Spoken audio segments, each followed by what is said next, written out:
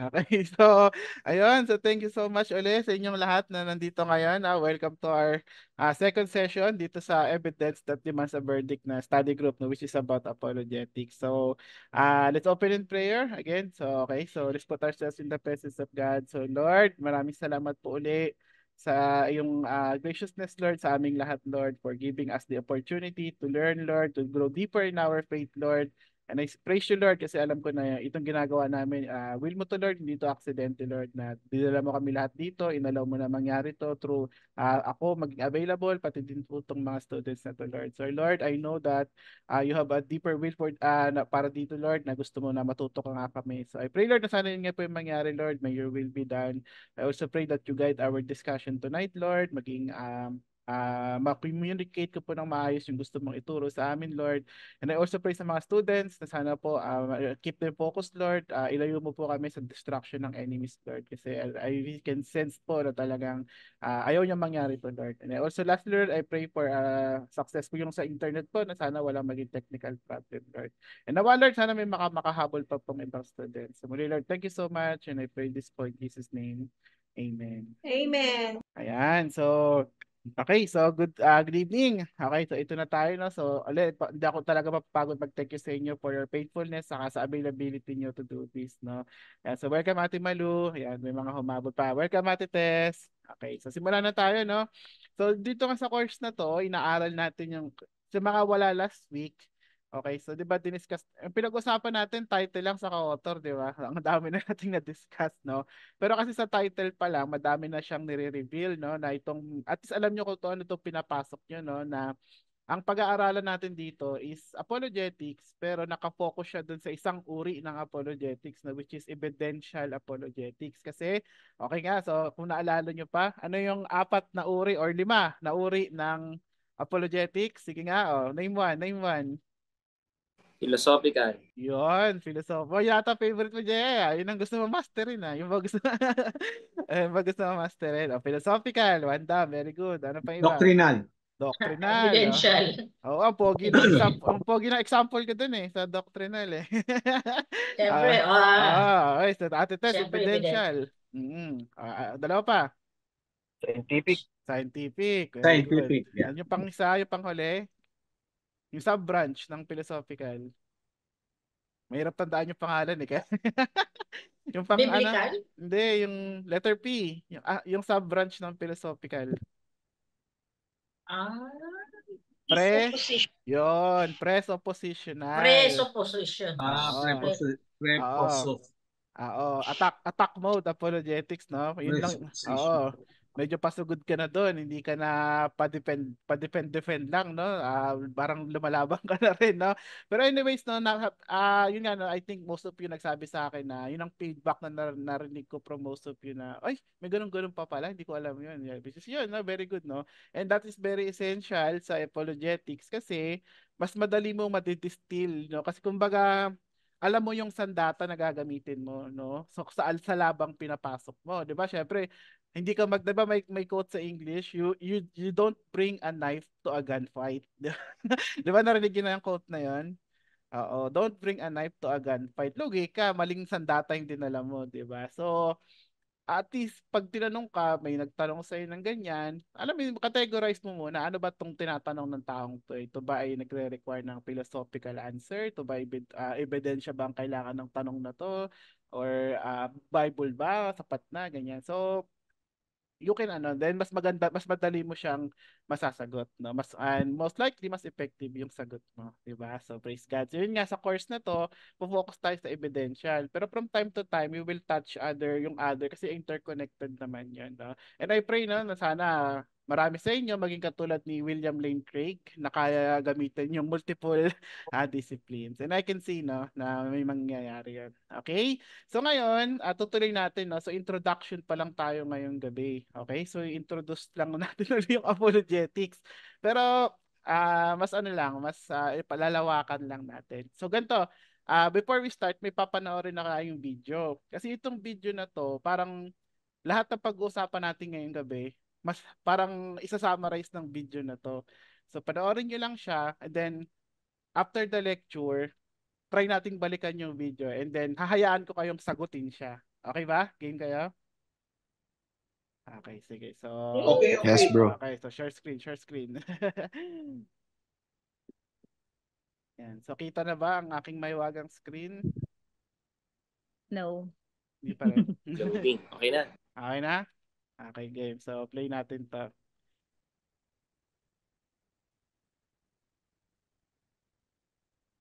Ay, wait lang. Sana marinig.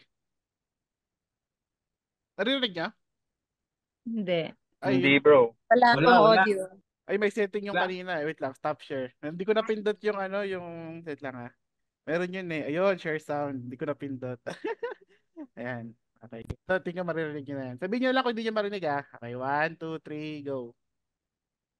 Do you believe in God? Me? Creator? Yeah, so I'm the more I look at the universe, just the less convinced I am that there is something benevolent going on. So if your concept of a creator is someone who's all powerful and all good, that's not an uncommon pairing of powers that you might ascribe to a creator. All powerful and all good. And I look at disasters that afflict Earth and life on Earth. Volcanoes, hurricanes, tornadoes, earthquakes, disease, pestilence, congenital birth defects. You look at this list of ways that life is made miserable on Earth by natural causes. And I just ask, how do you deal with that? So philosophers rose up and said, if there is a God, God is either not all powerful or not all good. I have no problems if, as we probe the origins of things, we bump up into the bearded man. If that shows up, we're good to go. Okay? Not a problem. There's just no evidence of it. And this is why religions are called faiths, collectively. Because you believe something in the absence of evidence. That's what it is. That's why it's called faith. Otherwise, we would call all religions evidence. But we don't, for exactly that reason. So I'm given what everyone describes to be the properties that would be expressed by an all-powerful being in the gods that they worship. I look for that in the universe and I don't find it. So I remain unconvinced. But if you've got some good evidence, bring it, bring it, bring it. Okay? And so I don't lead with that information because what I believe should be irrelevant to anyone.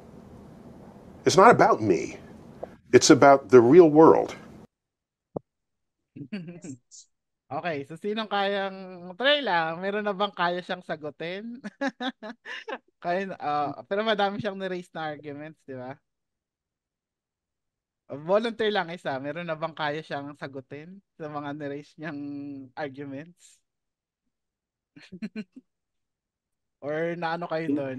Caught off guard kayo? Biniring up niya, Kuya Jeff, that God cannot be all-powerful and at Powerful. the same time All all good. good. Oo. Parang either of the two lang. Oo. Pero ano ba sinasabi sa Bible? Yeah. He also brings judgment. Yeah. O, di ba? He's both eh. He's both pala. Pero anyway, sagutin natin siya mamaya, no? Pero I think no, most of you or not, kasi marami sa inyo, pag nakaharap yung ganyan tao, hindi nyo alam sasabihin nyo. Tama ba? Yes. Sino sa inyo yung hindi alam paano re-respond sa ganun? Yung totoo lang. Sige, share, stop ko para makita ko kayo. Sino yung hindi, pag nakaharap, ano nyo yung ganun, hindi nyo alam na sasabihin nyo? O yung iba, kaya alam nyo na? Di ba? Okay, so, I think yung iba nila yes, walk out lang kapag ganyan ang kausap. Pero yung itsura ni ate, di ba? Parang nakataas na yung kilay. Lang, Ano wala yan, yung Jeff. Ano na? Wala yung ibang character ni God. Oo. Ayan, pero that's the point no why we're doing this. Na pag may nakaharap kayong ganun, hindi nyo man siya masagot, no? Yung sa mga sinasabi. Pero yun ang goal natin, sana masagot nyo siya, di ba? Pero at least kayo, hindi kayo mararatel. Alam nyo na hindi tama yung sinasabi nito. Kasi kung hindi kayo strong sa faith nyo, hindi nyo alam paano i-defend yung faith nyo, for sure maano kayo nun, makukonvince kayo nun, magda-doubt ka sa faith mo. No, and that's what we're trying to avoid here, no, prevent here. Okay? So game na tayo sa formal lesson. Babalikan natin yan and hope by the end of the lecture, mas confident na kayo. Okay? Okay, sige, let's see. Alright. Okay, so tonight pag-uusapan natin yung introduction sa apologetics dun sa book ni yan yung Evidence That Demands a Verdict, okay? So ang topics natin yung biblical foundation apologetics, yung 5 reason bakit importante ang apologetics, yung factuality ng Christianity, yung 10 misconception about the Christian faith, being a relational apologist, and the presentation of the gospel in apologetics. Sana nabasa niyo, no? Okay, so simulan natin dun sa the biblical foundation of apologetics. Saan ba nagmula? Actually, when we say apologetics, dapat ang specific term, Christian apologetics. No, kumbaga, kasi meron ding apologetics yung ibang faith. Pero sa atin sa Christian faith, Christian apologetics. Pero for the sake of discussions kasi, we just refer to dito pag sinabing apologetics, automatic Christian apologetics yung pinag-uusapan natin. Okay? So, ano bang pundasyon sa Bible nito? Ito ba ay nasa Bible? Kailangan ko ba talagang gawin to? Hindi ba pwedeng maniwala na lang ako sa gusto ko? Okay, di ba? So, as we discussed last week, no, ito yung pinaka-mother verse natin dito and I'm sure yung mga fans ng apologetics, you know this already, no? So, yung 1 Peter 3:15. Babasa nga po. But in your hearts, honor Christ the Lord as holy, always being prepared to make a defense to anyone who asks you for a reason for the hope that is in you.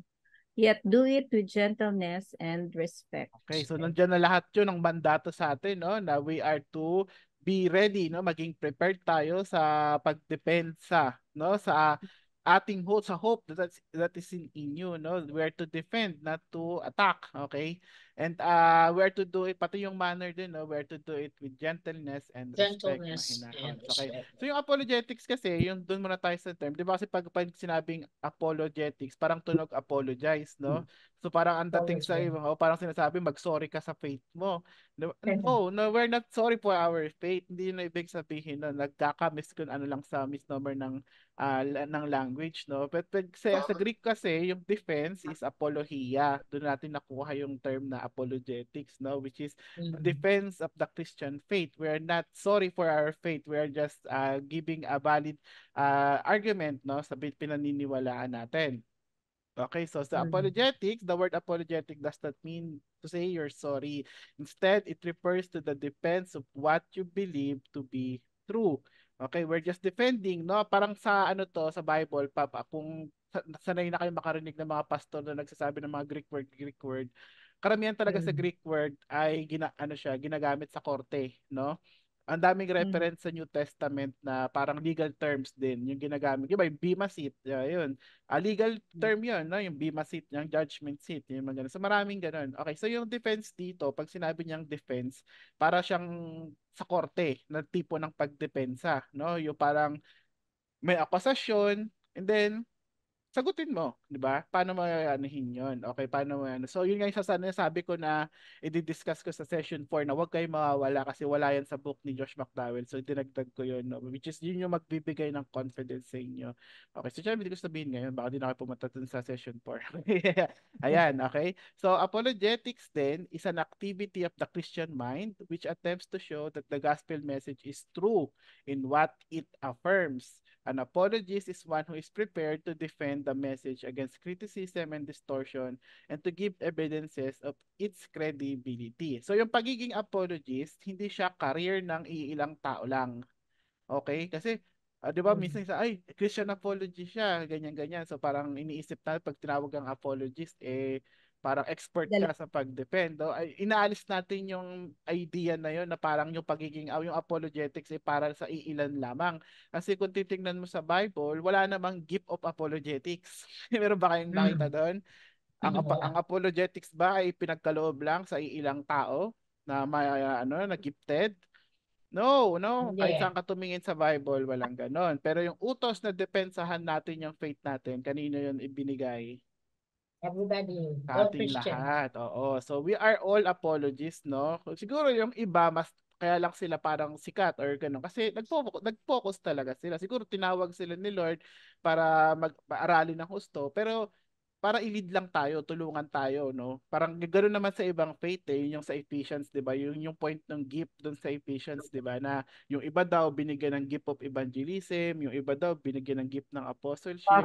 Oo, hindi ang point nun is hindi parang mas special sila sa iba. 'Di ba? Ang point doon is for the edification of the church. Para yung gift na binigay sa kanila gamitin para i-develop yung iba, itulungan yung iba. So kung may gift ka ng ng evangelism, hindi ibig sabihin nun mas magaling ka mag-share ng gospel. Ang ibig lang sabihin nun, you are binigyan ka ng gift para turuan mo din iba paano mag-share ng gospel. Okay, so ganoon din sa apologetics. Siguro yung iba mas gifted lang intellectually, no, pero ang point nun is para matulungan yung iba na mag-level up din, no, may edify sila, which is to yung ginagawa natin ngayon, no, yung ginawa nila McDowell, inaaral natin para tayo ma-edify, mag-grow tayo sa faith natin. Okay, so yun nga, di ba? First Peter 3:15 uses the word defense in a way that denotes the kind of defense one would make to make a legal inquiry, asking, why are you a Christian? A believer ought to give an adequate answer to this question. The command to be ready with an answer is directed toward every follower of Jesus, not just pastors, teachers, and leaders. So, for this course, meron lang kayong isang assignment. Wow, isa lang. Walang exam dito. Pero itong assignment na to, hindi nyo to sasagutan para sa akin, no? Kasi 'di ba, alam nyo, nung ginawa ko tong lecture na to, at talagang ang goal ko lang is mag-grow kayo sa faith nyo, no? Actually, hindi ko ina-expect na merong magiging apologist sa inyo dito na parang ano. Well, good news maglulundag ako sa tuwa, no, kung meron sa inyo ditong ipupursue yung apologetics as a career. No, I mean, sobrang as a teacher nakaka-warm ng puso 'yun. No? Pero more importantly, no, ang gusto ko talaga dito is mag-grow kayo sa faith nyo, and yun nga, no, 'di ba, sa panahon nga natin ngayon, kaya nyong i-depend yung sarili nyo. Pero itong tanong ko sa inyo, ito na yung assignment nyo eh. Simple lang, napaka-simple lang. Isasabit nyo pa rin siya syempre sa akin, di ba? Pero by the end of the course na. Pero you have the entire 38 weeks to answer this, no? As we ano. And ito lang sa inyo ko. Paano kung, una ko tanong muna sa inyo. Kristiyano ba kayo? Yes. Kristiyano kayo ha? Sure kayo? Yes, boys. Okay. Yes. Naniniwala ba kayo kay Jesus Christ? Yes. Yes. Okay. Yes. Bakit? Ba't kayo naniniwala sa kanya? Anong basihan nyo? Ba't ano yun? Anong pinangahawakan nyo doon? Ba't kayo naniniwala? He died for me. Sure ka ba doon? Yung faith. Pero Yak lang. Pero yung Yes, point boys. ko sinasay nyo yung naratel doon nung tinanong ko kayo. Kasi di ba maraming ganong Christian parang all this time, naniniwala ako kay Jesus Christ. Pero pag tinanong kayo, bakit? Saan no ano? Oh, 'di ba? Alam ko marami sa inyo biglang na-caught off guard dun O nga no, ba't ba ako naniniwala kay Jesus Christ? Anong pinangahawakan nyo? 'Di ba? Pag may nagtanong sa inyo ng ganun, no? Why are you a Christian? Bakit ka naggaganyan gaya? Ang hirap ng buhay ng Kristiyano, ang daming bawal, 'di ba? Killjoy masyado. So, why are you in that faith? Pinahirapan mo sa sarili mo, 'di ba? Bakit ka naniniwala kay Jesus? Nabasa mo lang kasi sa Bible? Yun na 'yan. 'Di ba? So alam ko marami sa inyo ngayon medyo parang napaisip, 'di ba? Na parang kung ano, ano bang pinangahawakan ko? Paano ko nasabi na itong pinaniniwalaan ko totoo, 'di ba? So this is your assignment, okay? Pero gawin niyo to para sa sarili niyo. Babasahin ko lang sa end of the course, and then para lang makita natin kung tumibay kayo sa faith niyo, no? Sagutin niyo tong tanong na to. Why do you believe what you believe? Provide Kala ko yun na yun. Hindi, yun na nga yun. Why do you believe what you believe? Ba't kayo naniniwala kay Jesus? Saan yung pinangkakapitan nyo na parang mo nasabi na totoo yan, na pinaniniwalaan mo? No, alam mo yun, kailangan yung masagot yan. Hindi ko ina-expect na lahat ng tirada sa Christianity masasagot nyo. Pero ito lang, kahit ito lang, kaya nyong sagutin, you're good to go. No? Hindi ko nga ina-expect na magiging masters kayo ng apologetics after this course. Pero at least kahit ito man lang masagot nyo, no? One question lang and you're good to go. Kasi ito yung pinaka-foundational eh. Anong pinakahawakan mo? Bakit ka naniniwala kay Jesus? Why do you believe in Christianity? Ako meron ako sagot. Actually, yung sagot ko dyan, 4 na salita lang. 4 words lang. Actually, ganito yan. Mas simple yung sagot, mas better. Kasi mas madaling tandaan at mas madali Kasi pag may nagtanong sa'yo yan, ala naman litanyahan mo pa yan na ilalabas ko yung book ni Josh McDowell, sabi kasi dito, sabi ganyan, ganyan.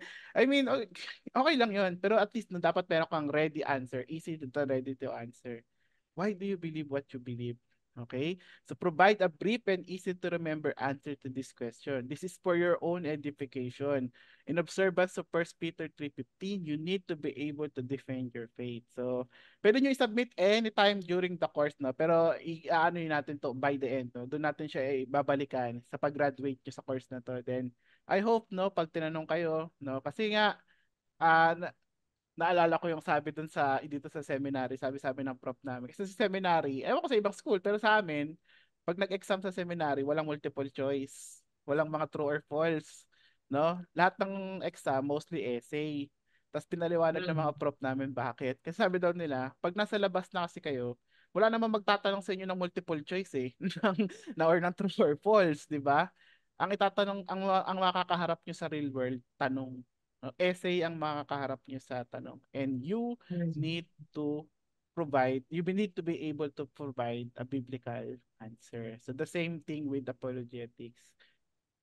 Ayoko man dumating sa point na yun, pero yun ang mundong ginagalawa natin. No? We are living in a world na one day, no, ang very taas ng probability na makakahanap kayo ng tao na questioning kayo ng ganyan. Hindi naman siya actually pang atheist eh. Pwede ka mag-anak nyo, di ba, makikita sa inyo, ate ito kayo ng Christian, o tanongin ka, ano ba meron yan? Ba't parang gustong-gusto mo yan? Ba't ano?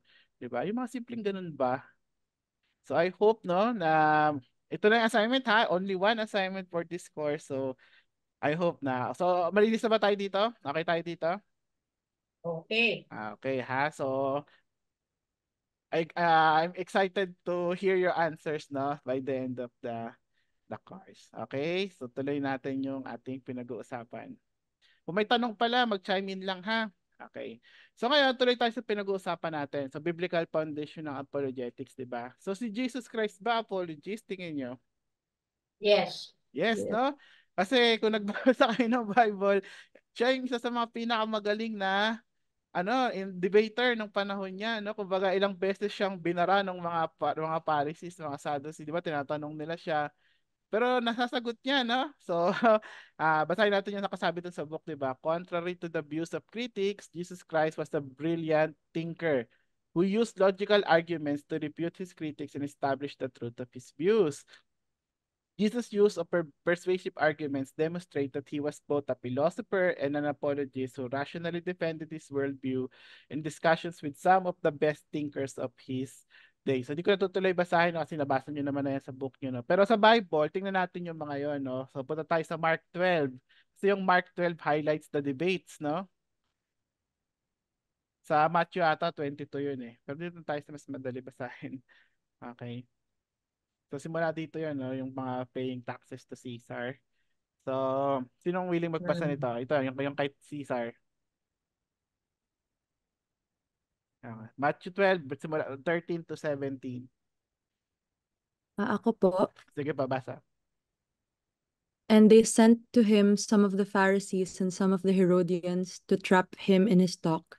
And they came and said to him, Teacher, we know that you are true and do not care about anyone's opinion, for you are not swayed by appearances, but truly teach the way of God. Is it lawful to pay taxes to Caesar or not? Should we pay them or should we not? Pause mo na. But no. Pause mo na. Okay. Actually, malinaw naman sa umpisa, no? This is a trap. Okay, paano siya naging trap? Okay? Kasi kahit anong sagutin niya dito, potential siyang parang cornered. Actually, sa normal na tao, cornered ka dito. Kasi kahit anong sagutin mo, yari ka. Nagets nyo ba kung bakit delikado itong tanong na to? Okay. Sinong may alam kung bakit delikado itong tanong na to? This is a trap. Bihirang makakalusot sa tanong na to. Kahit matalinong tao, hindi kayang lusutan itong tanong na to. Sino may idea bakit trap to? Okay. Okay, sagutin ko ha. Ganito yan. Ang tinatanong niya, lawful ba na magbayad ng taxes kay Caesar or hindi? Dapat ba tayo magbayad or hindi? Okay. Pag sinabi mong hindi lawful na magbayad kay Caesar, ano mangyari? Hindi Hulihin ka. ka. Hulihin ka, no? Oo, Tax aakusahan ka evader. ng, tax evasion ka. Papabiyayar ka. Oo, biyayar ka ngayon, di ba? Kasi parang, saka para kang nag-ano, yung nag-uudyok ng, ano, may tawag to sa legal eh. Yung nag-uudyok ka ng parang, kasi di ba influential na nga siya eh. Sabi nila influential ka na. So pag ibig sabihin, parang iaakusan, pag sinabi niyang hindi dapat magbayad kay Caesar, hindi lawful magbayad kay Caesar, parang aakusahan siya ng gobyerno na para ka ayun, provoking to sedition ba yon? Yung gano'n, yung sa ano, parang inciting to sedition, yun yung ano, yun yung sa legal term na para ka nag-iimbita na magrebelde ang mga. So balikan ko, no? So bakit siya trap? Kasi una nga, kapag sinabi mo na hindi legal magbayad kay Caesar, aakusahan siya na nag-incite siya sa inciting to sedition siya. So kakasuhan siya. Okay, so yun yung danger doon. Pag sinagot naman niyang lawful, kanino naman siya mayayari? Sa mga Hudyo, sa mga kapwa niya Hudyo. So parang kasi yung mga Hudyo noon, 'di ba, inaapi ng Romanong Imperyo and hindi nila gusto magbayad kay Caesar. So parang ang mangyayari dito, pag sinabi ni Jesus na lawful magbayad kay Caesar, okay, agree sa kanya yung Roman Empire, pero yung mga Hudyo naman yung magagalit sa kanya. Ay, kala ko ba kakampi ka namin? Kasi di ba tingin nila sa Messiah, Savior. Dapat isi-save mo kami sa Roman Empire, pero bakit kanya kampi ka sa kanila? So, matuturn away yung puso ng mga Hudyo sa kanya. Pag sinabi naman niya hindi legal, okay sir sa Hudyo, pero sa Roman Empire naman siya mayari. So parang kahit anong sagutin niya doon, trap talaga siya doon, no? So matatalino rin 'tong mga Pharisee na to, no? Very, very, very tricky nga to. Pero nalusutan ba to ni Jesus Christ? Yes. Yes, so tingnan natin, Yeah. no? Tingnan natin kung paano niya sinagot, no? So sabi ni Jesus, di ba? Ah. But knowing their hypocrisy, said to them, why put me to the test? Bring me a denarius and let me look at it. No? Patingin nga ng piso, parang ganon, di ba? Then sabi sa kanya, kaninong pagmumukha yun nandiyan? Parang ganon. Whose inscription is in this? So sabi nila, kay Caesar. So sabi ni Jesus, then render to Caesar the things that are To Caesar Caesar's was and to God the Caesar's. things that are God's. Lusot, di ba? Very genius, di ba? Ang talino ni Jesus Christ, no? So, saka actually ang maganda dito, yung sa pa-strategy niya ng pagpiso, hindi siya nagsabi ng name. Humingi siya ng piso, to, sinong nandyan ba? So, parang hinayaan niya sa sila yung magsalita. Oh. Parang yung Caesar, galing sa bukang bibig nila. O, kayo nagsabi niyan, di ba? Sabi niya ganun, wala akong sinabi kung Caesar o ano. Hindi, parang ganun. So, parang, sabi niya, ibigay mo kay Caesar yung kay Caesar, ibigay mo kay God yung kay God. So, perfect. Malusot. Di ba? Kaya ang reaction nila, they marveled at him. Kasi, yung sagot na yan is beyond human intellect. Di ba? Napakatalino. So, you see, that's the point eh. Nastong si Jesus, talitalino talaga, di ba? Okay ba kayo doon? Yeah. Okay. Talagang galing ng Lord natin, diba? Napakatalino Okay. niya. Okay. Amen. Mhm. So, yan, no? And, para naman sa Old Testament, meron bang supporting argument about apologetics? So, yan, andyan na yung verse, no? Pero yes, no? Kahit sa Old Testament, hindi nagsha-shy away si Lord sa reasoning. Diba? Halimbawa, sa Isaiah 1:18, anong sabi dyan? Anong invitation niya sa mga tao? Come now and Now, let let us us reason reason together. together. Hindi tal mo si Lord, no? Tapos yung sa Isaiah 43, di ba, sabi niya, put me in remembrance. Let us argue together. Argue. Set forth your case that you may be proved right. So kumbaga si Lord, hindi siya natatakot sa ganito, sa mga intellectual debate, sa mga, sige, ikaw, explain mo sarili mo, di ba? Kaya niyang, kasi nga yung faith natin, yung Christian faith, is an intellectual faith. Hindi ito parang naniniwala lang tayo kasi trip natin, di ba? We can reason this, we can argue this, di ba? So, sige, pag-usap tayo, sige, dahilan mo, ganyan, di ba? Kahit Old Testament pa lang, ganoon na yung Christianity, no? Kumbaga, it's an intellectual faith that can be reasoned, can be defended. Okay ba yun? Okay. Yes. Yes, bro. Oo, di ba?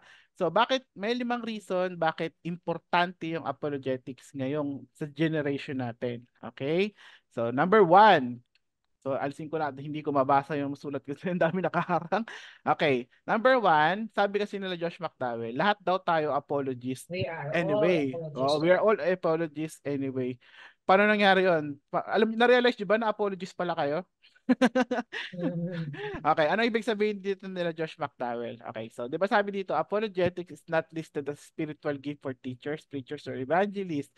Some ought to become ganun, no? Parang sila lang yung pwede mag-apologies. Lahat daw ng Christian tinawag maging sa apologetics, no? Sa babasa nga po ng Titus 1:9 na yan.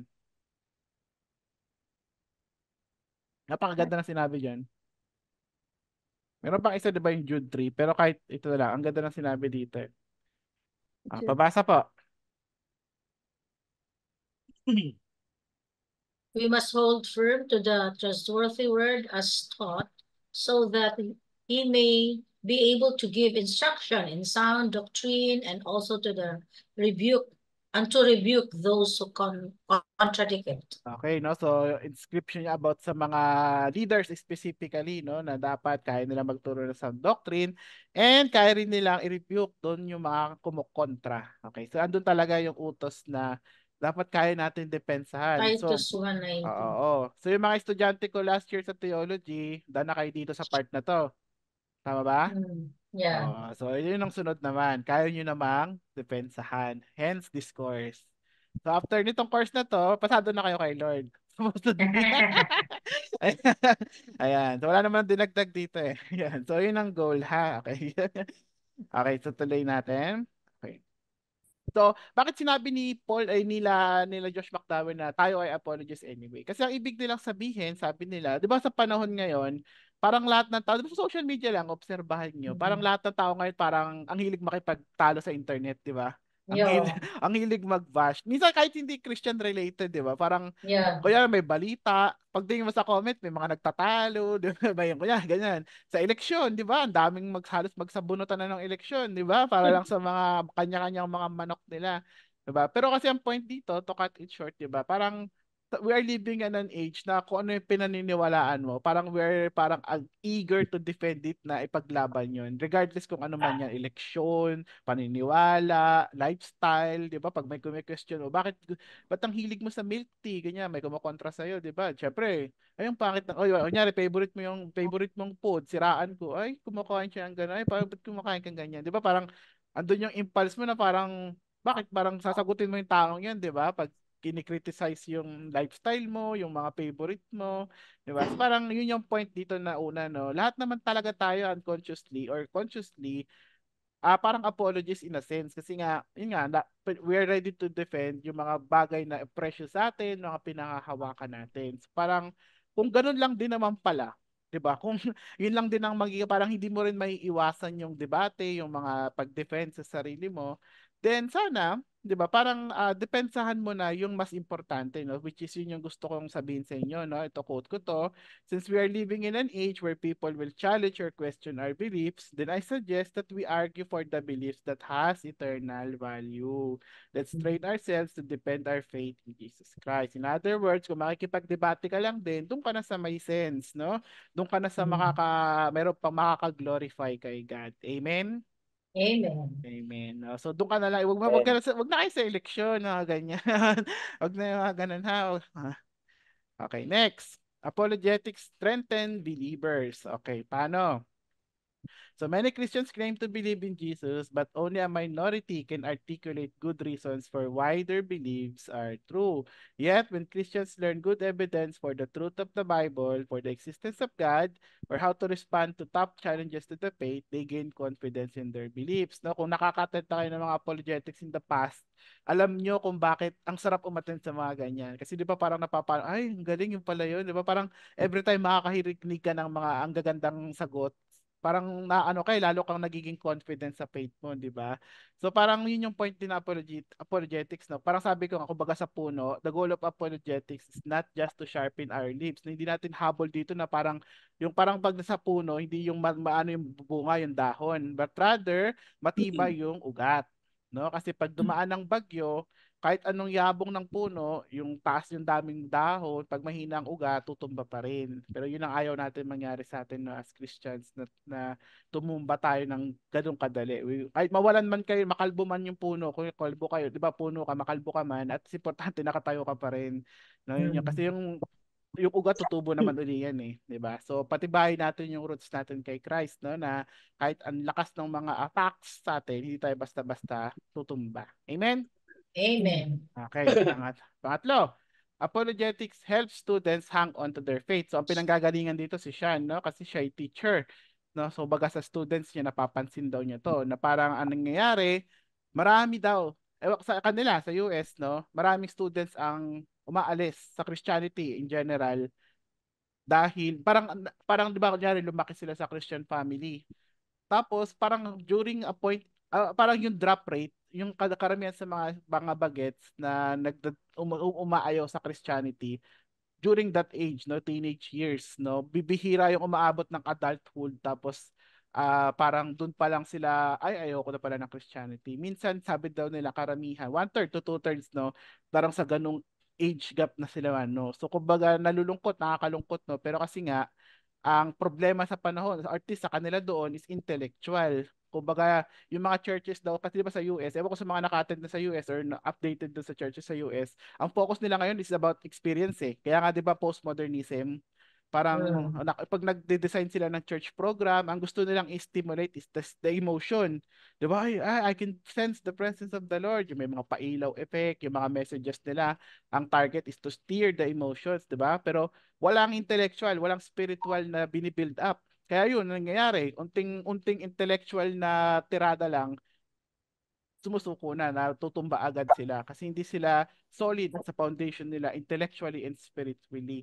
Kaya nga, bottom line, no, if you want to train up young people to remain strong in the Christian faith, one vital component is training in apologetics. So sa mga magulang dyan and soon na magiging parents, no, so i-ready nyo sarili nyo na you are raising a child in a generation na may question sa faith niya. Yeah. So, dapat ready kayo dun. No, you have, hindi lang, ay, share ko yung gospel sa anak ko. Christian na siya. Praise the Lord. My job is done. Hindi na natapos dun. Kasi we are living in an age nga na hindi na sapat yun. Kailangan mo tulungan, i-disciple yung anak mo. Kailangan mo siyang turuan na kaya niyang sagutin yung assignment na binigay ko sa inyo. Why do you believe what you believe? Okay? Next, number 4. Apologetics helps with evangelism. O, tanong ko sa inyo hindi sige, kung gusto niyo magtaas ng kamay, okay lang din. Sino sa inyo yung minsan parang sinabihan, bakit parang natakot kayo mag-share ng gospel kasi ang parang pumipigil sa inyo kasi baka hindi ko masagot yung tanong niya. Sino sa inyo yung nakaka-relate doon? Sige. Di ba? Sige nga, tingnan sino yung mga dumaan sa Lahat ganun. naman yata. Halos lahat, di ba? Parang karamihan sa atin nagsimula sa ganun, di ba? Parang natatakot Nagsimula, ka. yeah. Nag-share. Ayaw mo mag-share ng gospel kasi you're not confident in your faith. Parang natatakot ka, baka pag may itanong, hindi ko masagot.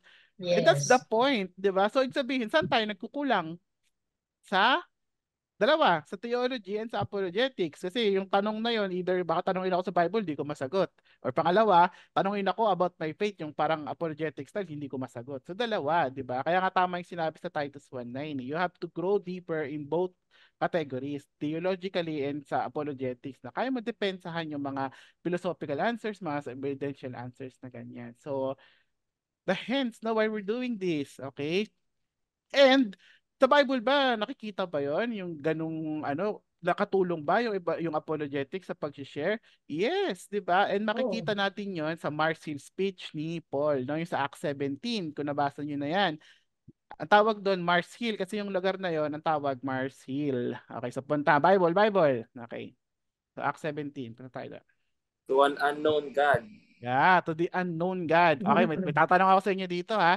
So, di ba, Paul in Athens, no? So, kung sa mga nakapag-aalam niyo yung history nyo, yung Athens, kumbaga sa public school, yan yung section 1. Oo, yan yung star section, no? Nandyan lahat ng intellectual ng panahon na yon, no? Diyan sila nagkukumpulan. At wala silang ginawa kundi magparitan ng mga kuro-kuro, ng mga intellect, ng mga ideas, no? So, syempre si Paul, doon siya pumunta, no? Pero tinan mo hindi siya nag-back out sa mga ganong arena. Kumbaga, kasi 'di ba yung ibang mga ministers, mas nagpo-focus sila mag-share ng gospel do sa mga parang sa laylayan ng lipunan. Kasi parang tingin nila hindi mako-question sila, hindi sila ma-challenge intellectually. Madali utuin, kumbaga, parang yun yung ginagawa ng iba. Pero si Paul, no, hindi siya gano'n. Hindi siya natatakot mag-share sa lahat ng uri ng tao, even sa mga pinakamatalino ng generation nila. 'Di ba? Sabi niya, 'di ba, while Paul was waiting for them at Athens, his spirit was provoked within him as he saw that the city was full of idols. So, ano ginawa niya? Nag-ikot siya. Ito naka-highlight. Son. He reasoned in the synagogue with the Jews. Nang sabihin, Apologetics. apologetics, no? Reasoning. Hindi siya yung parang share ko yung faith ko na hindi niya nang walang supporting na argument. No? Kaya niya i-explain yung pinaniniwalaan niya. 'Di ba? So, ganyan-ganyan. So, di na natin babasahin ng buo, no, for time constraint, 'di ba? Pero 'di ba, so Paul standing in the midst of the Areopagus said, "Men of Athens, I perceive that in every way you are very religious. For as I passed along and observed the objects of your worship, I found also an altar with this inscription, to the unknown God. What therefore you worship as unknown, this I proclaim to you. The God who made the world and everything in it does not yet." Okay, so dire-diretso na yan, no? Theology ni God na yan. Diba? Tanong ko sa inyo, sige nga, anong klaseng apologetics to? Yung ni-research mo yung faith ng... Philosophical. Ha? Philosophical, Kuya Jeff. Research. Tama yung philosophical, pero mas ano yung pa natin, ni-research mo yung faith ng iba and then saka mo in-insert yung Christianity. Very good. Presupposition. Oo, di ba? Presuppositional. Ibig sabihin, noon pa, meron ng presuppositional apologetics. Di ba pag presuppositional, inaaral mo yung religion ng iba, then saka mo sinisingit yung Christianity. Sino yung ginawa ni Paul, di ba? Inaral, dapat sabi, di ba? Tiningnan niya muna, I perceive, di ba? Tiningnan ko, I pass along and observe the objects of your worship. Sabi, ni-research muna niya. Hindi siya agad dumiretso sa kanila tapos share ng gospel. No. Ni-research niya muna kung sino tong mga kakausapin niya. And then, nung nakita niya yung loophole sa faith nila, ito yung loophole sa faith nila, di ba? Meron silang unknown God.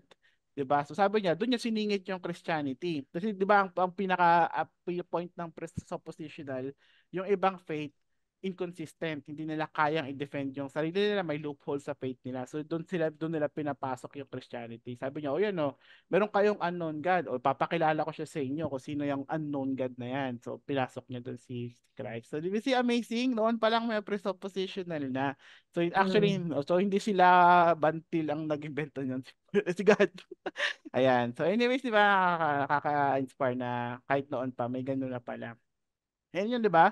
So naka-highlight dito, no? May reasoning, may debate, di ba? And ito, ano ko sa inyo, no?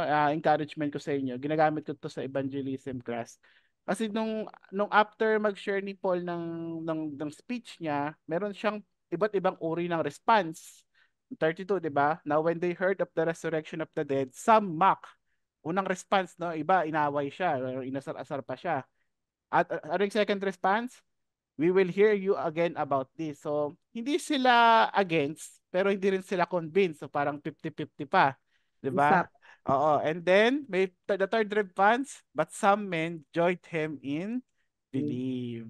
Di ba? Among whom also were Dionysius and the Areopagite and a woman named Damaris and others with them. So, yan yung three responses sa pag-share ng gospel. So, ganun talaga, no? Minsan, pag nag-share kang gospel, may mga hindi maniniwala, aasarin ka pa, violent yung reaction, yung iba 50-50. Pero no, God is faithful, no, na meron kahit konti-konti, meron sa inyong maniniwala. And ako personally, hindi sinabi kung ilan, 'di ba? Pero kung sabihin natin konti lang yung naniwala, I think the effort is worth it, 'di ba? Kahit ako yung kay Paul, 'di ba? Makipagdebate ka dun sa Mars Hills, sa Athens, tapos makakonvert ako ng mga dalawa o isa. Parang malaking bagay na nun, 'di ba? Kahit away-awayin nyo. At least may dalawang soul na convert for Christ. And actually, it's not about the numbers, pero that's yung makikita mo yung faithfulness ni God, 'di ba? So, malaking tulong, 'di ba? At least sa lugar kasi na to, apologetics talaga kasi yung method ng pag-share ng gospel na requirement dito. Hindi mo madadaan to sa simpleng God loves you lang. Ganun. Kailangan mo talagang i-defend. So, inalam ni Paul yung audience niya bago siya sumabak dun sa battlefield. No? And one of the principles sa pag-share din ng gospel na dapat flexible kayo sa mga kausap niyo. Actually, na-experience ko yan. Hindi ko lang niready yung video. Pero nung sa outreach, di ba Kevin, nung nag-share kami, nagbahay-bahay kasi kami, tapos nag-share kami ng gospel. Tapos si Kevin actually yung nag-share ng gospel. Tapos dumating sa point na parang napagod na yata siya. So ako naman nagpumalit. Tapos pagka, ang unang natapat sa akin, iglesia agad. Tawa-tawa. Sabi ko, hindi will ni Lord na ako talaga transfer kasi natapat sa akin yung ganun kasi parang not kay Kevin, okay naman siya pero parang hindi pa siya ready sa ganun pero sa akin natapat. Pero ang point ko doon, ready ako sa ganung audience. Kaya kong explain. Yung baga, kaya kong mag-adjust ng pag-share ng gospel depende sa kausap ko. Kasi minsan kailangan kasi may mga gagawin niyan. Kailangan mo munang ipaliwanag yung i-address yung pinangahawakan nila, 'di ba? So, ayun. So, nakakatuwa na ngayon nag-a-apply pa rin 'yan. Okay lang ba, Amen? Okay lang kayo 'yan? Alright. Okay. Yung panghuli, apologetics help shape culture, no? So apologetics in evangelism never happen in a vacuum. In our experience, apologetics questions comes from both Christians and non-Christians. Nawala. Ang alin? Ang nakikita niyo ba yung Yung Yes, Kuya Jeff. Jump Okay. out. Okay, so in our experience, apologetics questions come from both Christians and non-Christians because they both live in the same cultures and the same world influence their thinking. No? Kumbaga, yun nga, importante yung apologetics kasi we're living as mundo na parang ang daming ideas na hindi lang Christian and Christian. So, kailangan mo talaga, yung parang, apologetics din kasi kumbaga, yun nga, sabi niya, it's important simply because gospel is never heard in isolation.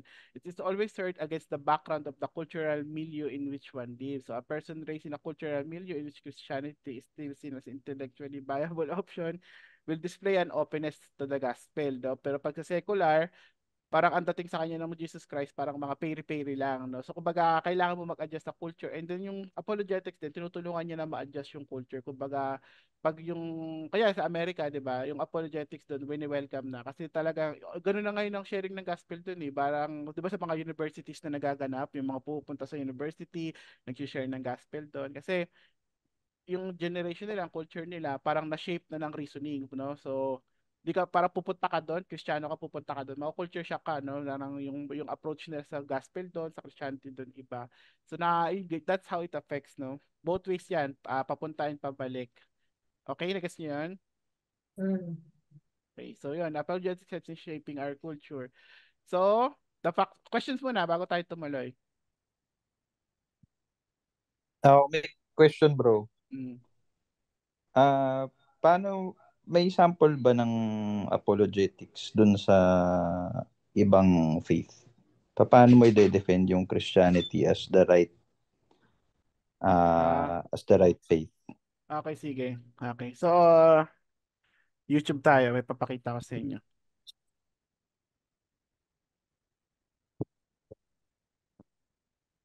Sana hindi makapiright.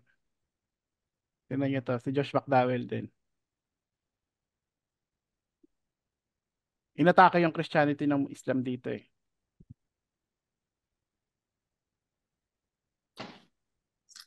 Hindi ko lang maano yung key title ha. Amit Didat. Ito. Tinan ko tama yung timestamp ha. Ito eh. In less than 1 minute. Ito yan. Tinan niya. Si Jay alam na to.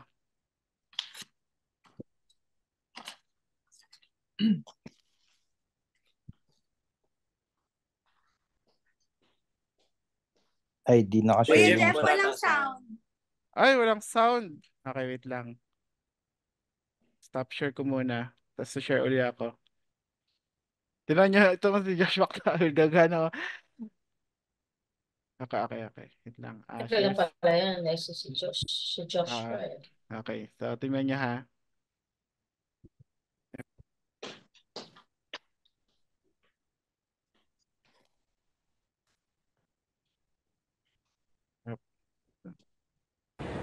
Throughout the length and breadth of the 27 books of the New Testament, there is not a single statement made by Jesus Christ that I was dead and I have come back from the dead. We have been beating Jesus Christ never uttered that word that I have come back from the dead in the 27 books of the New Testament, not once. Tanong ko kayo, ano masabi niyo doon? Sabi daw niya, Jesus niyo, siya mismo, wala naman siyang sinabi na bumalik siya sa patay sa Bible niyo, sa 27. Meron, anong masabi niyo doon? Sino kaya sagutin yan? Pero doon sa nakakaalam na, joke lang. Tingin nga, Kuya sige. Jeff, I am the resurrection and the life. Okay. O, sige, tingnan natin Ang sagot ni Josh. Tayo pa, maganda yan, maganda yan. O, tingnan natin. Revelation Tingnan natin. Sige, tingnan natin yung sagot ni Josh McDowell. Sa Revelations. Sige. He was there with them for 40 days, and he never uttered that statement.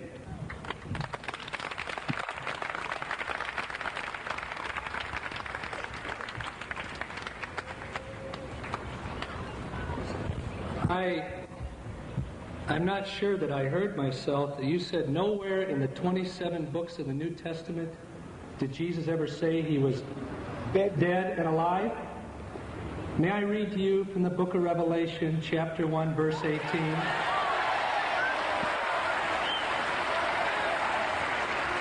He said, I am the living one. I was dead, and behold, I am alive forevermore. Praise the Lord. Ayos. Knockout. Baka yung pagkakaintindi doon. Baka yung pagkakaintindi doon ni Malayo na Amit. daw yung Revelations, hindi na niya nabasa. I am the living one. I died, and behold, I am alive forevermore. Amen. Baka akala niya si John yung nagsabi niyan. Di ba? So, you see yun, di ba? So, may mga ganon, pero obviously, anong apologetics yung ginamit ni Josh McDowell doon? Doctrinal. Doctrinal, no? So, you see, flexible ka rin minsan dapat sa apat na uri ng apologetics eh. Kasi minsan may, yun nga, kasi ang tirada niya, wala daw sinabi sa Bible. O, di pakitaan mo. O, di pakitaan mo. Amazing, di ba? Serious lang. Ano naging reaction ng opponent niya, yung Muslim? Ano nang reaction niya? Hindi na pinakita sa video, pero tahimik lang pinutol siya. na. Pinutol na. Sa kanya daw yan, pinutol na. Pero tahimik lang siya doon. Di ba? Pero, sabi niya, ay, hindi ko nabasa yan. Okay, di ba? Pero amazing, di ba? So, Christianity can be defended. I'm sure na-inspire kayo sa ganun. Okay, so, ano natin to, no? Yung the factuality of Christianity. Kasi, inaano natin, ang Christian faith pa ay parang ano lang, pa-time check ha, baka bigla tayong mamatay. So, ang Christianity ba, di ba kanina sinabi doon sa video na pinanood natin, kaya siya religion kasi it's based on faith, and faith is belief in something without evidence. Tama ba yung sinabi kanina ni DeGrasse Tyson? Yung sinasabi niya, di ba? Kaya kayo religion kasi naniniwala kayo sa bagay na walang evidence, no? Kasi nanggagaling siya sa point of view ng science. Kasi sa science, lahat ng bagay may scientific evidence, di ba? So, yun ang pinanggagalingan niya. So, let's see, ang Christianity ba ganun talaga? Wala siyang belief, wala siyang supporting ano? So, let's see. Okay. May dalawa, no? Una muna, Christianity is a historical faith. Okay? So, ano ibig sabihin ng historical faith? Yung belief natin, yung nababasa nyo sa Bible, nangyari talaga yan. Hindi yan fairy tale, no? History yan. When you read the Bible, you are reading history. Okay? So Christianity appeals to history. It appeals to facts of history that can be examined through normal means of historicity. Okay? So the facts backing the Christian claims are not a special kind of religious fact. They are cognitive, informational, facts upon which all historical, legal, and ordinary decisions are based. Ibig sabihin, yung nababasa natin sa Bible, pwede mong i-check sa records kung nangyari talaga, which is kaya nga may archaeological evidence, merong mga outside din sa Bible, no? Makikita nyo mamaya. And sa Bible itself, no? Di ba pansinin nyo, bakit sinulat ni Luke yung gospel? Di ba? Kay Theophilus, anong purpose niya? To provide Meron siyang kanyang sarili na basahin natin. account. Punta tayo doon. Luke, Luke 1. Bakit niya sinulat yung gospel na yan? Anong point? Hindi para siyang apat na yan, no? May mga point, may mga specific purpose yan. So, basahin natin, ha? Provide written evidence. Sige, your meeting will end in 10 minutes. Sorry sa nangyari, hindi ko na-anticipate. Akala ko, andi na to. Okay, game. So, babasa ng verse 3 to 4. Chapter 1, verse 3 to 4.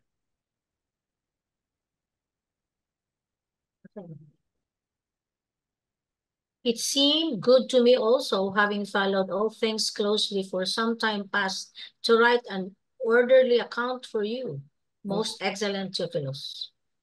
That you may have certainty.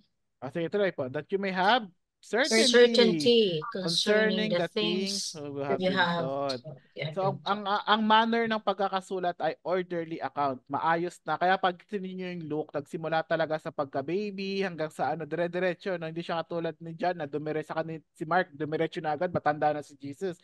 Ito, nag-back to zero talaga si Luke, di ba? Kasi nga, gusto niya ipakita na yung kada moment sa life ni Jesus recorded in history. I mean, pero dun sa hidden part, no, yung kabataan niya. Pero pinapakita dito ni Luke na talagang si Jesus, he is a historical person na talagang may record siya. And then, so para anong point? Okay, recorded, maayos na o record. Para anong point? So you may have certainty na alam mo yung pinaniniwalaan mo based on facts. Hindi siya parabola lang. Na itong Jesus na tinuturo namin sa'yo, totoo talaga. And actually, doon sa PowerPoint ko, meron pang isang proof eh. Anong sequel sa Luke? Anong book? Acts. Okay. No? Oo, Acts. Di kasi ang Luke saka Acts, isa lang ang author. Di ba? Si Luke. So yung Luke, yung Acts is continuation nung Luke. No? Kasi parang inaano niya. Pero dito kasi, nakafocus na dun sa Acts of the Apostles. No? Actually, Acts of the Holy Spirit through the Apostle. Pero tingnan niyo sabi niya sa umpisa. Di ba? In the first book, O Theophilus. O, di ba? Kita mo naman, halata naman magkasunod, di ba? Sabi niya, in the first book, O Theophilus. Ano yung first book? Yung Gospel of Luke. Di ba? I have dealt with all that Jesus began to do and teach. So, sabihin sa part na yun, sa una kong book, ang nag-focus lang ako kay Jesus, saka kung ano yung mga pinagtuturo niya until the day he was taken up and after he had given commands through the Holy Spirit to the apostles with the chosen. Ang sabi niya dito, he presented himself alive to them after his suffering by nakalagay na words dyan. Yun hinihighlight Many nyo. proofs, Many suffering by many proofs. proofs. Oo. Sabihin, yung pagkabuhay muli ni Jesucristo, hindi yun kwentong pabula lang. Maraming ebidensya. There are many proofs. Noon na nag-appear talaga siya sa kanila 40 days and 40 nights. So yun yung parang pinapakita natin dito. Yung Christianity, nangyari talaga yan. Ang daming ebidensya, ang daming records yan. So sabi nila, ang pinanggagalingan naman ng ebidensya nyo Bible lang din. Parang the Bible is defending yung parang sinusupport ng Bible yung sarili niya. Parang sinasabi, parang bias ba? Parang inakusahan yan. Dapat, paano nyo papatunayan yung Bible without using the Bible? Yun yung parang gustong counter-argument dito. O, kasi may prueba tayo galing sa Bible. O, paano nga naman yun? O, counter-argument kayo. The Bible kasi yan Outside the Bible, meron ba kayong ebidensya niyan? Tingin nyo.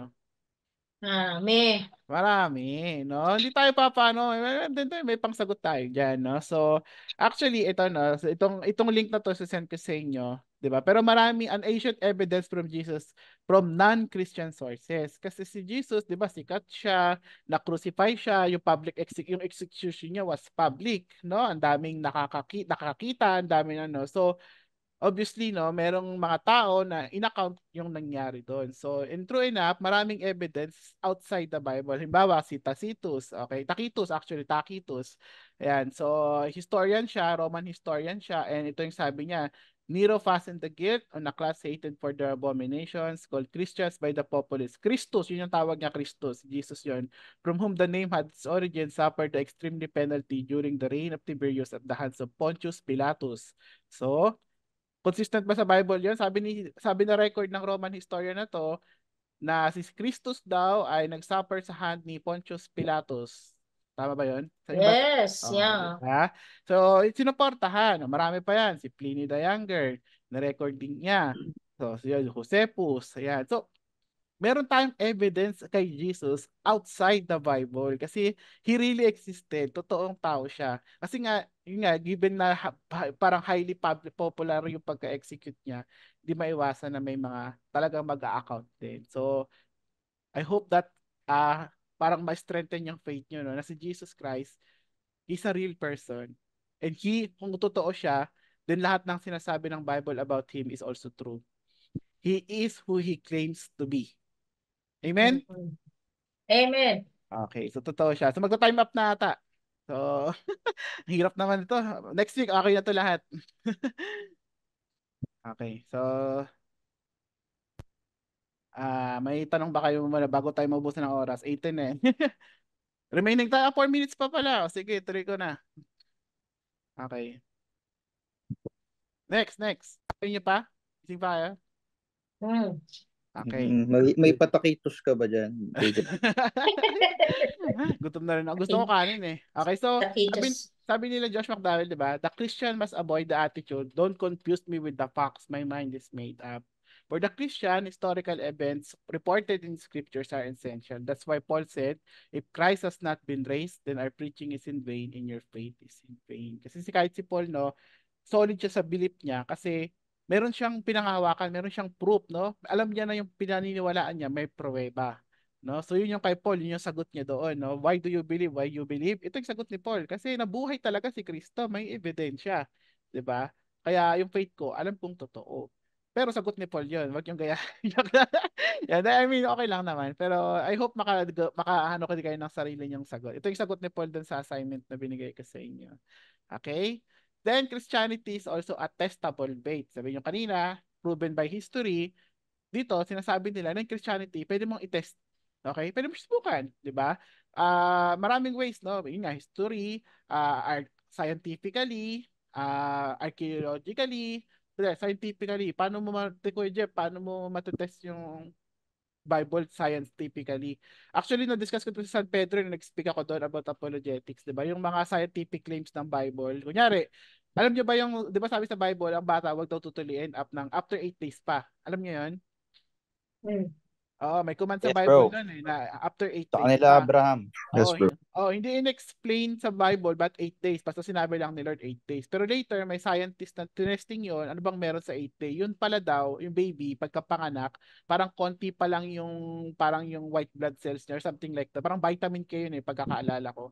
So parang mangyayari, kapag nasugatan yung baby during that period, dudugo yung baby. Kasi wala pa siyang sapat na parang white blood cells para mag-clot yung sugat. Pero at the 8th day, the exact 8th day, yun yung pinakamataas yung white blood cell or vitamin K. No? So sabihin, pag si baby nasugatan sa 8th day, hindi masyadong dudugo. Na amazing, 'di ba? So parang yung pala yun, no? May reason si God ba't niya sinabing 8 day lang tuliin kasi yung pala yung syempre bilang creator, alam niya yun. Siya nag-design sa atin eh, 'di ba? Pero amazing, 'di ba? Sabihin yung Christianity, pwede mo siyang testingin and paano siya, mag-agree siya sa facts, no? So, yun, no? Pwede mo siyang testingin. So, alam niyo ba yan?